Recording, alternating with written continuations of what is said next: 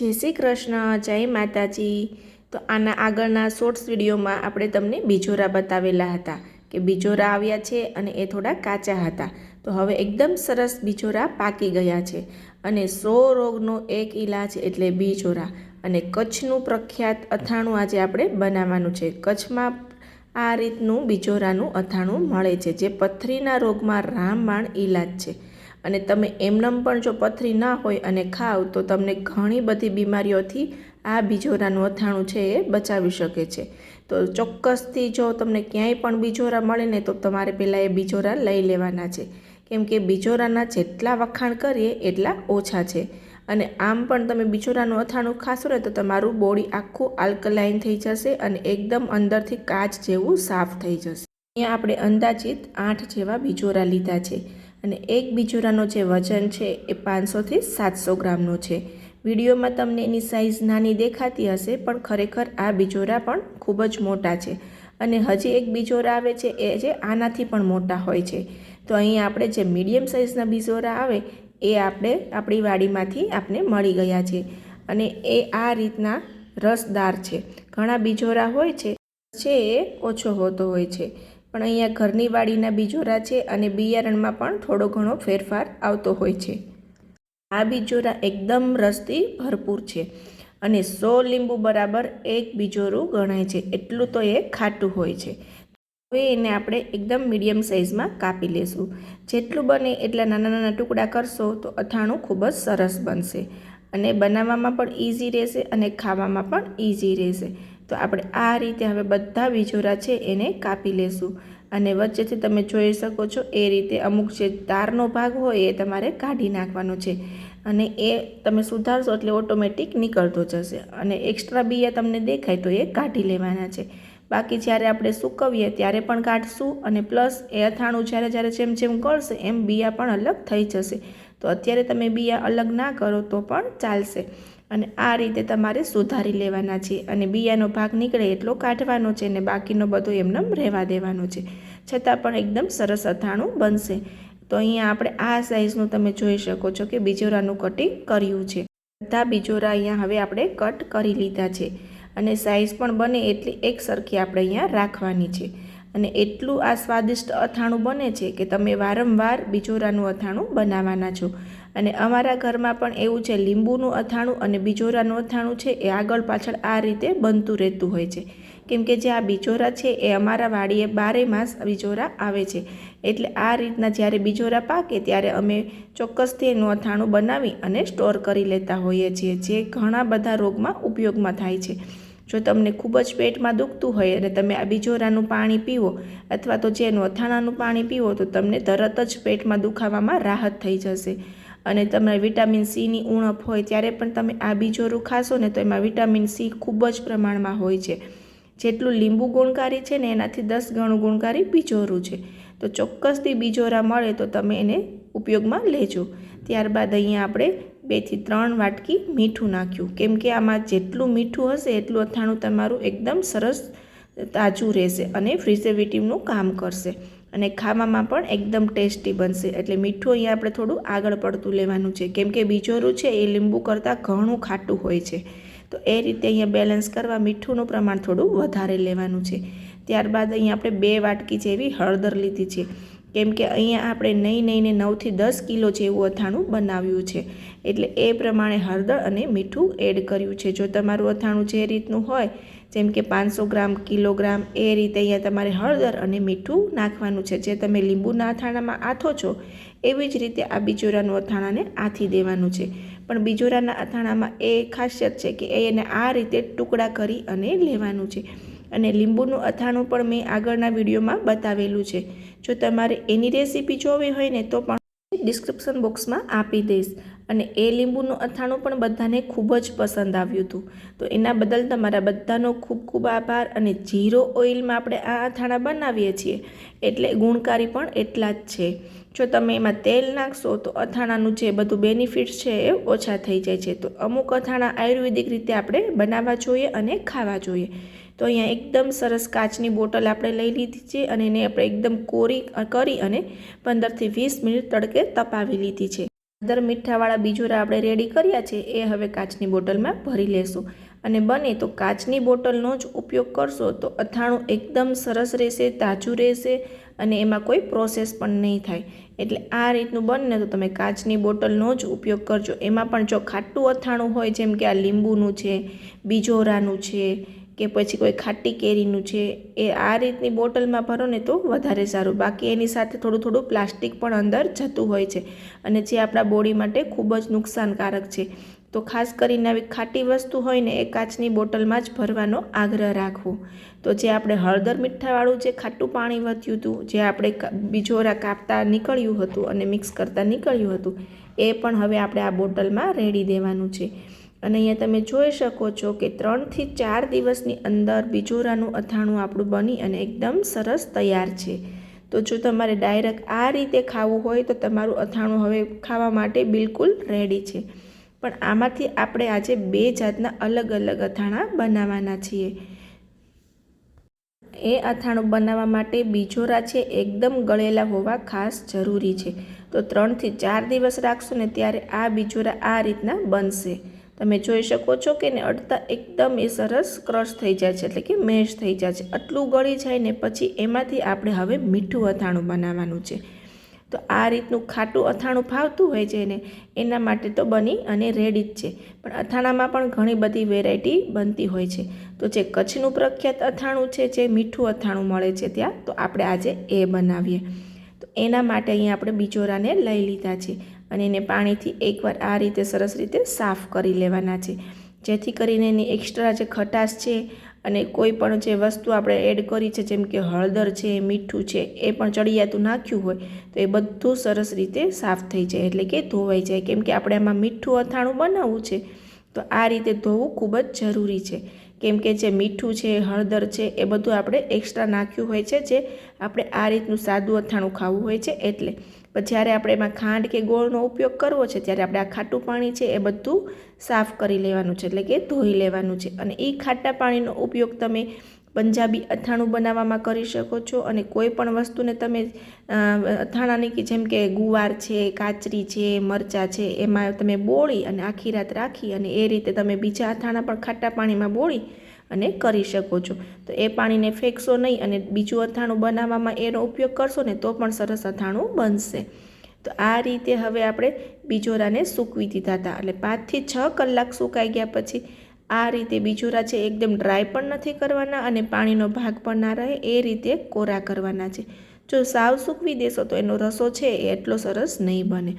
એટલે અહીંયા 4 થી 5 કલાક માટે જ સૂકવવાના છે, જેથી જ આપણે પાણીથી ધોયા છે એ પાણી બધું સુકાઈ જાય અને એ આ રીતના સુકાઈ અને રેડી થઈ જાય.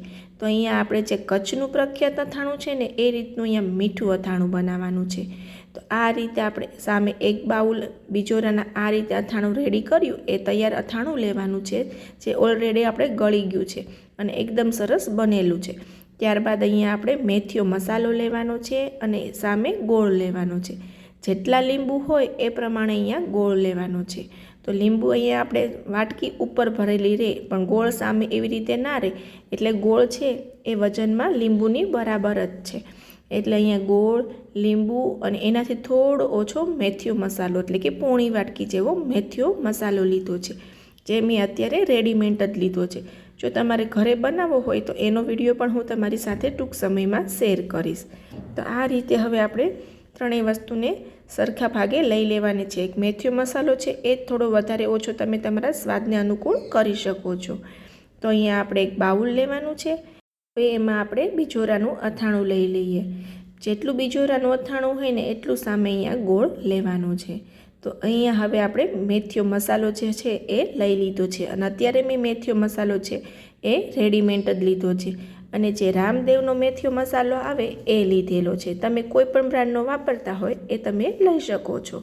અને એ મસાલો નાખ્યા પછી આ રીતે થોડું ઘણું આપણે એને મિક્સ કરી લઈએ, જેથી કરી અને મસાલાનું સરસ બીજોરા ઉપર કોટિંગ થઈ જાય. તો આ રીતનું તમે અથાણું ખાશો ને તો તમને બીજા બધા અથાણા ભૂલી જશો અને એમાં પણ આ તેલ વગરનું છે, એટલે તમારા હેલ્થ માટે પણ ખૂબ જ સારું છે. તો જો તમે જોઈ શકો છો કે એકદમ સરસ લીંબુમાં મસાલાનું કોટિંગ થઈ ગયું છે. આખું મસાલાથી બધી બાજુ સરસ રીતે કોટ થઈ ગયું છે. તો આપણે આ રીતે મસાલાનું કોટિંગ થાય એટલો મસાલો લેવાનો છે, એટલે ખાવામાં એકદમ ટેસ્ટી એવું લાગે. તો ત્યારબાદ હવે એમાં આપણે ગોળ એડ કરશું. તો અહીંયા આપણે 1 વાટકી જેટલું બિજોરાનું અથાણું લીધું હતું એટલો જ ગોળ લેવાનું છે, અને એનાથી વધારે તમારે લેવું હોય તો પણ લઈ શકો છો. તમને વધારે રસો ભાવતો હોય તો વધારે ગોળ લેવાનું, એ રીતે તમારે અહીંયા ગોળનું એડજસ્ટ કરવાનું છે. પણ ગોળ છે એ ઓછો નથી લેવાનો, બને એટલો વધારે ગોળ લેવાનો છે. તો આ બિજોરાનું અથાણું એકદમ ટેસ્ટી બનશે, કેમ કે બિજોરા ખૂબ જ ખાટા હોય છે. તો ગોળનું બેલેન્સ પણ આપણે અહીંયા એ રીતે કરવાનું છે. અને સામે આપણે મેથીનો મસાલો નાખ્યો છે, એટલે એકદમ સરસ એવું બનશે. તો ગોળ નાખ્યા પછી સારી રીતે હવે એને મિક્સ કરી લેવાનું છે. અને ગોળ નાખ્યા પછી આ રીતે એને 2 દિવસ આપણે મિક્સ કરતું રહેવાનું છે. જેમ કે અત્યારે મિક્સ કરી અને મૂકી દીધું, ફરીથી આપણે પાછું અડધી કલાક જેવું થાય એટલે ફરીથી મિક્સ કરવાનું. તો દિવસમાં એવું તમે ઘણી બધી વાર પહેલા દિવસે કરવું પડશે, એટલે કે મિક્સ કરતું રહેવું પડશે. ત્યારબાદ તમે દિવસમાં 1 વાર મિક્સ કરી અને રાખી દેશો તો પણ ચાલશે, એટલે એકદમ સરસ ગોળ એ ઓગળી જશે. પછી તમે કોઈ પણ કાચની બોટલમાં ભરી શકશો. ત્યારબાદ અમારા ઘરમાં બધાનું ફેવરિટ એવું બિજોરાનું અથાણું બનાવીએ છીએ. જે આગળનું અથાણું બનાવ્યું એ કચ્છનું પ્રખ્યાત હતું, અને હવે જે અમારા ઘરમાં રેગ્યુલર ખવાય છે અને બધાને ખૂબ જ પસંદ આવે છે એ રીત બતાવું છું. તો અહીંયા આપણે સામે એ જ રીતે બિજોરાનું અથાણું લઈ લીધેલું છે, જે બનાવેલું ઓલરેડી આપણે બતાવેલું છે આગળ કે આથી અને કઈ રીતે રેડી કરવું. ત્યારબાદ એની સામે એટલા જ પ્રમાણમાં ખાંડ લેવાની છે, અને એ જ પ્રમાણમાં આપણે અહીંયા લાલ મરચું પાવડર લેવાનું છે. તો અહીંયા આપણે એક તપેલીમાં લઈ લઈએ. અમારા ઘરમાં આ અથાણું છે એ બધાને ખૂબ જ ભાવે છે, એટલે આ અથાણું થોડું વધારે બનાવતા હોઈએ છીએ. તો અહીંયા 3 વાટકી જેવા બનેલા જે બિજોરાનું અથાણું છે એ લઈ લીધું છે. અને આ અમારા ઘરમાં સૌથી વધારે અથાણું ખવાય છે, એટલે વધારે ક્વોન્ટિટીમાં બનાવી રહી છું. ત્યારબાદ અહીંયા જેટલા આપણે બિજોરા લીધા છે એ જ પ્રમાણે અહીંયા ખાંડ લેવાની છે. તમે અહીંયા ગોળનો ઉપયોગ પણ કરી શકો છો, પણ આમાં એક વસ્તુ મેથીનો મસાલો એડ નથી કરવાનો, ગોળ નાખવાનો છે અને લાલ મરચું પાવડર નાખવાનું છે. હવે અહીંયા આપણે ખાંડ લઈ લઈએ. જેટલા બિજોરા છે સામે એટલી જ વાટકીનું માપ રાખી અને ખાંડ લેવાની છે. અને આમાં પણ તમે ખાંડ થોડી વધારે લઈ શકો છો, જેટલો તમને રસો જોવે એ પ્રમાણે ખાંડ લઈ શકો છો. ત્યારબાદ અહીંયા લાલ મરચું પાવડર એડ કરશું, કેમ કે અહીંયા 3 વાટકી બિજોરા લીધા છે, તો અહીંયા 1.5 થી 2.5 વાટકી આપણે લાલ મરચું પાવડર લેવાનું છે. અને આ વસ્તુને પણ સારી રીતે હવે મિક્સ કરી લેશું. તો તમે આ બંનેમાંથી કોઈ પણ અથાણું બનાવી શકો છો, અને તમે ધારો ને તો 2 અથાણા પણ બનાવી શકો છો. અમારા ઘરમાં 3 જાતનું અથાણું ખવાય છે. જે સાદું રેગ્યુલર છે એ દાળ ભાત સાથે ખવાય છે. ત્યારબાદ જે આપણે મેથીયા મસાલાવાળું કર્યું એ બાજરાના રોટલા સાથે ખવાય છે. અને આ રીતનું અથાણું છે એ રોટલી, ભાખરી, પરાઠાની સાથે અમે લોકો ખાતા હોઈએ છીએ. તો આ રીતનું અમે 3 અથાણું અમારા ઘરમાં બનાવી અને રાખીએ છીએ. અને મેં તમને એના ફાયદા વિશે કીધું એ રીતે એના અઢળક ફાયદા છે. તો આપણે તેલવાળા અથાણા ન ખાતા આવી રીતે જે છે તેલ વગરના અથાણા ખાઈએ તો વધારે સારું. મેં તમને આગળ જે ગોળમાં પ્રોસેસ જણાવી એ જ રીતે આમાં પણ સેમ પ્રોસેસ કરવાની છે. એટલે કે દિવસમાં તમારે પહેલા દિવસે ઘણી બધી વાર મિક્સ કરવાનું છે. જ્યારે પણ તમારો ટાઈમ હોય અને નજર પડે ત્યારે મિક્સ કરતું રહેવાનું છે. પછી બીજા દિવસે 1 થી 2 વાર મિક્સ કરવાનું છે. તો જો આ ગોળવાળું અથાણું છે એનો રસો છે એકદમ ઘાટો થયો છે, અને જ્યારે ખાંડનો રસો છે એ થોડો પતલો થાય છે. તો આ રીતનું તમારે અથાણું બની અને રેડી થઈ જશે, અને ખાવામાં તો એટલી ટેસ્ટી બનશે કે તમે વારંવાર આ અથાણા બનાવવાના છો. અમારા ઘરમાં મોસ્ટલી સૌથી વધારે અથાણું ખવાતું હોય તો આ બિજોરાનું અથાણું છે. કેરી ગુંદા, છુંદો એના કરતાં પણ વધારે આ બિજોરાનું અથાણું ખવાય છે. અને એ પણ તમે 12 માસ રાખી શકો છો, અને એનાથી વધારે રાખશો, જેમ જૂનું થશે એમ આયુર્વેદિક રીતે એ ખૂબ જ ટેસ્ટી પણ બનશે અને હેલ્થ માટે પણ સારું રહેશે. તો જેટલું જૂનું અથાણું થશે એટલા વધારે એના બેનિફિટ મળશે. અને આ જે બિજોરાનું અથાણું છે એ ક્યારેય પણ ખરાબ નથી થતું, એટલે એમ પણ એ તમે ખાવામાં સારું પડશે. અને ઝાચું બની ગયું છે અને વધ્યું છે તો એના ગુણ છે એ પણ ડબલ વધી જવાના છે, અને ખરાબ તો એ ક્યારેય થવાનું જ નથી. જો તમે એને કાચની બોટલમાં ભરશો ને તો વર્ષો સુધી તમારું અથાણું સારું રહેશે. એ એક બેનિફિટ છે આ બિજોરાના અથાણામાં અને લીંબુના અથાણામાં. તો આ રીતે હવે આપણે એને કાચની બોટલમાં ભરી લીધું છે. તો આ છે એ આપણે ગોળવાળું મેથીયા મસાલાવાળું અથાણું બનાવ્યું એ છે. અને એનો કલર પણ તમે જોઈ શકો છો કે કેટલો સરસ આવ્યો છે. અને ત્યારબાદ આ ખાંડવાળું છે આપણે બનાવી અને રેડી કર્યું એ ખાંડવાળું છે. એનો રસો થોડો પતલો હોય છે ગોળના પ્રમાણમાં. તો આ રીતે હવે આપણે બંને અથાણા કાચની બોટલમાં ભરી લીધા છે. અને હંમેશા મેં તમને આગળ જણાવ્યું એ પ્રમાણે કાચની બોટલનો જ ઉપયોગ કરશો તો વધારે સારું તમારા હેલ્થ માટે છે અને અથાણાનો કલર પણ સરસ રહેશે.